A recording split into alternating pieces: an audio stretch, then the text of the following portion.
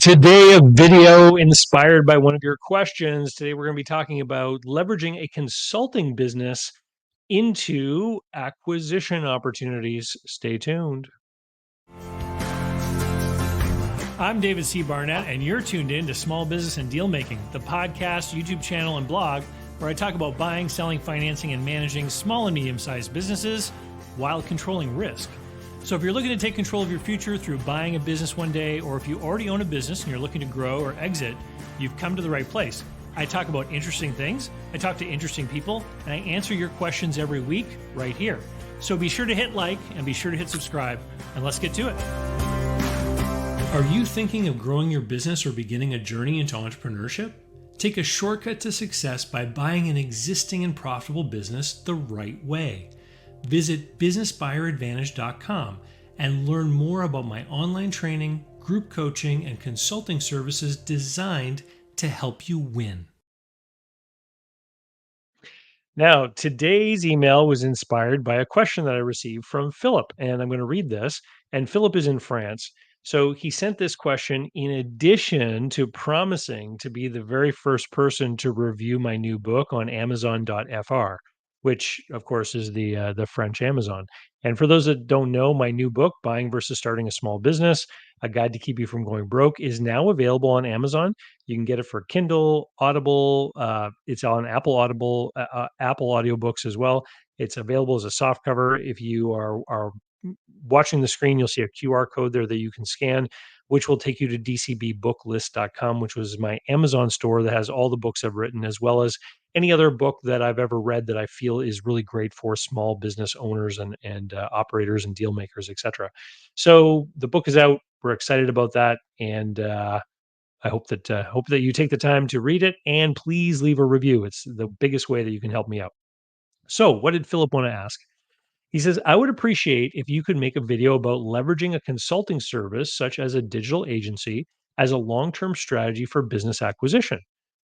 Gain insight for your clients' processes, build the required relationships and trust, analyze the possible improvements, and get an idea of the business value and be better prepared to make the right offer. I think this is fantastic, and I have thank you very much, Philip, for sending it in, because I have met many, many, many people who have acted as a consultant to a business owner and ended up one day owning the business. And I've also had people who have talked with me at length about this particular strategy. And so I've created a sort of a checklist here of bullet points I want to cover in today's video. But then at the end, I want to share a story of the way to not do this, because I can share a story of somebody who set up a service which was basically marketing itself to business owners, and their intent was to discover businesses that they could acquire. But they were kind of using a facade of this business, and it really backfired for them in a big way. And so I'm going to reveal that story at the end. But let's talk about this. Let's imagine.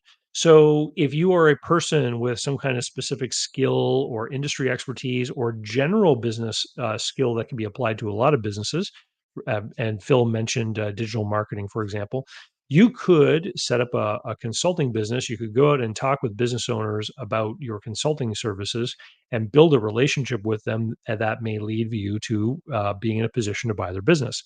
So, let's talk about this. Um, you know, as a consultant, what do you get? You get unique insight into something that's happening in the business, right? You're one of the few people that gets to see under the hood, as it were. Now, the depth of your visibility into a business may vary depending on the type of consultant that you are. So, if you are a consultant about inventory, logistics, and warehouse organization, I mean, you're gonna see the volumes of stuff going through there. You can kind of use that to kind of figure out what their income statement might look like, but you're probably not going to have copies of their financial statements. Uh, and you're not going to have the same insights, for example, as a fractional CFO. Like a fractional CFO is a kind of consultant who literally is going to get the financial statements of the business and be able to see what's happening. As a digital marketing consultant, what Philip is proposing, then you would see obviously the number of leads, inquiries, website traffic, all that sort of thing. And you might see how that's going to change as you implement the different strategies and techniques that you might be bringing to the table as a consultant. So, the one of the biggest things is getting visibility inside the business to understand whether it's really something that you want to own or not. That visibility is going to grow into understanding as your relationship with that client, goes over the course of time. You're gonna As you work with anyone, I think you're gonna build trust and relationships with the other party, right? And this is where things get tricky, and I'm gonna teach you how to manage this towards the end. So as you're consulting with this business owner, you're building trust. Yeah, you're building this in a lot of ways a trusted or fiduciary responsible relationship where for digital marketing they might be entrusting you for actually paying for advertisements, right? Like they might say, okay, you create the strategy, you pay for the ads, I'll reimburse you, or here's my credit card, go spend money with Google and Facebook and all these kind of places and then drive traffic. And so they're trusting you with making decisions, with coming up with a strategy, all this kind of thing, right? And so this is where there's a bit of danger here because if you sort of build this trusting relationship and then you kind of spin around and say, oh, by the way, I want to buy your business, this has been my ultimate plan the whole time, then some people are not going to react well to that, right? I mean, do you enter into a friendship with a nefarious plan? I mean, like, I don't know. Talk to an online dating coach. They'll probably tell you that there's some guys who act like friends to women that they secretly lust after, and usually it doesn't work out for those guys, right? And the same thing in business. It's probably not going to work out. So you have to bring an honesty, integrity into the consulting business. And when you are pursuing this strategy, you actually pursue this strategy by pursuing the excellence in the consulting. So you become a really fantastic consultant. You deliver really great results. You come up with a really great offer and a really great uh, value proposition that people want to pay for. And you actually make the focus of this the consulting business, right? A side effect of that is going to be that you will build these relationships and develop the trust of the business owners that you're dealing with, right? So, and as that trust builds, you're going to gain more and more access to not just hard data, but just in conversations with the person. Like they're going to be opening up to you more as they learn that you are a knowledgeable, helpful person. They're going to share things about the business. They're going to reveal more of what happens behind the curtain, as it were, right? Yeah. Consultants have a unique advantage where you can see inside the daily operations of the business. It gives you an understanding of the challenges and growth opportunities for the business in particular, and gives you competitive edge over outside acquirers. And this is an important thing because you do not, and I mentioned this before, how you don't want to violate someone's trust. The other compounding, even worse thing that could happen is if somebody finds out, "Oh, you really started doing business with me because you wanted to buy my business.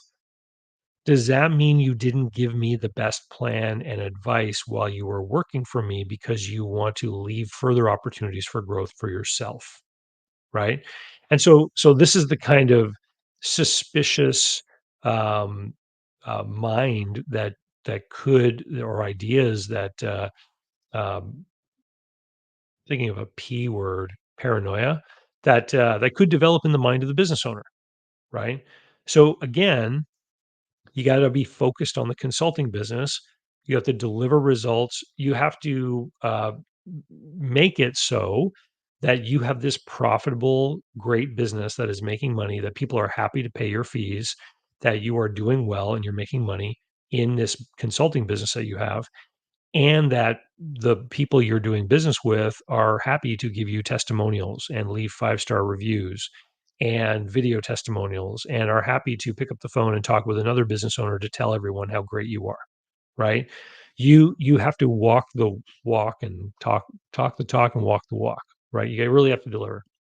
So as you get to know the businesses of your clients more and more, The biggest thing for you is that with respect to your acquisition strategy, is you're going to be able to then use what you've learned to triage. Because here's the thing 90% of the businesses that you're going to work with, you're going to realize you don't want to own them, right? And this is why the focus has to be on the consulting. Do not think that you're going to use consulting as some sort of loss leader entry point into learning about a business so that you can, you know, get the fast track to acquisition. Because you're going to fast track yourself right into a place where you're going to realize this sucks. I don't like this, right? So that's the number one thing is, figuring out, do I even want this? So you get to work closely with the business. You're going to evaluate whether it's an acquisition prospect of any kind.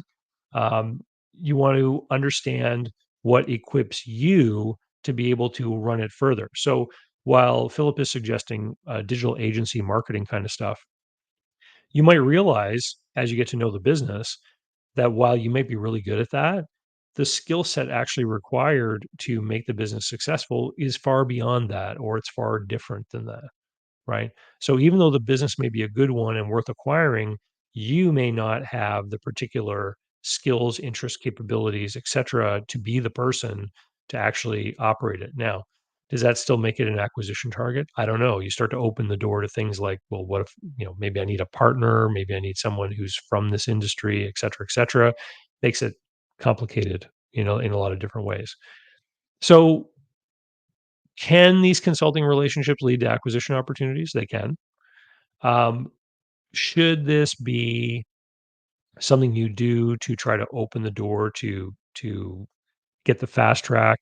Is it better to advertise a consulting business in hopes of getting a look at a lot of different businesses from the inside out instead of doing a search if you want to buy a business? Well, here's the way I think you should think about it.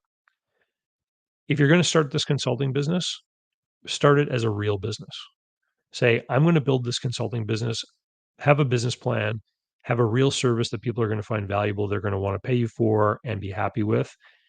And what's going to happen is that this consulting business that you're building is going to become your BATNA in doing the acquisition, right? So if you listen to the Get Into Business 101 series over the summer of 2024, and we've created a special playlist for that, I talk about BATNA, which is the best alternative to a negotiated agreement.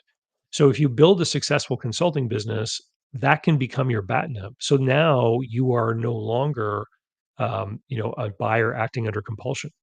You now have the option of picking and choosing whatever opportunities you want to go after. And so you can very well end up running this consulting business for years, developing really solid relationships with some of these people, and eventually, if they confide in you, "Hey, you know what? I'm thinking about exiting or selling," you can then honestly give them a friend or advisor's opinion and say, "You know what? As I've gotten to know your business over the course of time, I really see, how great it is. And you and I have talked about these other opportunities I pointed out to you that you have not pursued. Um, but I think that if I bought your business, I would be able to then pursue some of these things I know are opportunities." Right? And so that's really different than meeting somebody, talking with them for 3 months and then saying, "Hey, do you wanna sell your business?" Right? Because that sort of arc or timeline reflects a real opportunity for a business and personal relationship to develop. It reflects a real opportunity for you to really get to know that business, that industry, how it operates, et cetera. You may also get to know some of the other people in that business, middle management, some of the owners, lieutenants, and things like that, which can then solve some of the problem of industry knowledge or operational knowledge, right? Because then you can say, well, wait a minute, I could buy this business. I could then invite these two people to be my partner who are already in the business, who have experience. They could be the operating people. I can, take over this area of the business I'm already functionally taking care of as the consultant. And you can see how that's going to be a very different kind of conversation.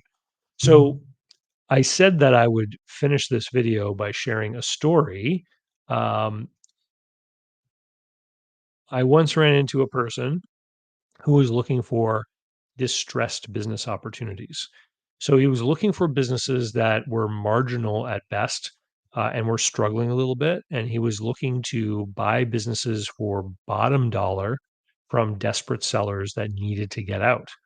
So, how did he do this? Well, he had a couple of industries in mind, and he thought, I need to find someone who's really struggling in one of these industries so I can go make them a lowball offer and take their business. So, what did the person do? They created a fictitious lending business. And then they sent out direct mail pieces to these businesses in this industry saying that they basically offered, these high interest loans that were really easy to qualify for and had fast funding, right? So somebody who's in a bad position with cash and they need cash fast, they would find that maybe an alluring offer. And he wanted them to submit tax returns and financial statements. So he basically got to do, sort of an initial look at these businesses from these desperate business owners who, were trying to get their hands on 10 grand or something. And then if he thought the conditions were right, he would get back to them and say, "Oh, I can't really lend you any money, but did you want to sell your business? I'll make you an offer on your business." And every person that he spoke to, uh, like basically did not want to talk with him because he had made this misrepresentation, because they saw that he had approached them from a dishonest footing to begin with, and that is not how you buy a business. I mean, buying a business is a complicated thing that requires participation from the buyer and seller to overcome a huge number of hurdles on the way, right? As you go through the process. And in order for it to be successful, in my opinion, it has to be collaborative to a certain degree, where the buyer and seller are working together to do something difficult, which is to transition the ownership of a business from one party to another. And that relationship, that cooperation requires that both parties have a certain level of trust and belief in the other party. And when you open up the relationship acting in a dishonest way, then I don't think there's any opportunity to build a trustworthy working relationship there. Like, unless you were just trying to buy some equipment or something like that. But in this day and age, every business, regardless of how distressed, is more than just buying equipment. It's also getting the password to the Facebook account and all the other stuff that has to be transferred if you hope to have any degree of continuity with the customers that are there at all. So, you know, a consulting business as a way to find acquisition targets, I think it can work, and I think it can be a legit thing. I also think that the strategy has to ride sidecar to simply a strategy to establish, build, and grow a real consulting business. And in doing so, you give yourself lots of options because, you know, if you're making money in the consulting business, you don't have to buy something. And the buyer that has no compulsion is the one with the ultimate leverage in any negotiation. Anyway, thank you very much for the question, Philip. Wish you the best of luck. And I'll remind everyone, please, if you bought a copy of Buying versus Starting a Small Business, please leave a review on Amazon. It really helps me a lot. And if you're listening to the audio podcast, leave a review on the platform that you listen on. You know, Spotify, Amazon, Apple, whatever it is. Helps the algorithm tremendously. And I'll see you all next time and wish you the best of luck. Cheers. So, how can you learn more about buying, selling, financing, and managing small and medium sized businesses? Easy. Go over to my blog site, davidcbarnett.com, where you can learn more about me and how I work with my clients. You can learn more about my books and courses that I've prepared for you. You can find out how to subscribe to my email list, the YouTube playlists, and more. There's literally hundreds of hours of content there, all for free, and I'd love for you to be my guest. Special thanks go to Mark Willis at Lake Growth Financial, today's video sponsor. Mark helps people better manage their personal and business finances through the Bank on Yourself insurance strategy. This is something I've done personally and I've seen others use it successfully for years. Go to newbankingsolution.com to find all the interviews I've done with Mark and learn more about the advantages of these programs. While there, sign up for a free consultation to learn what this solution might look like for you.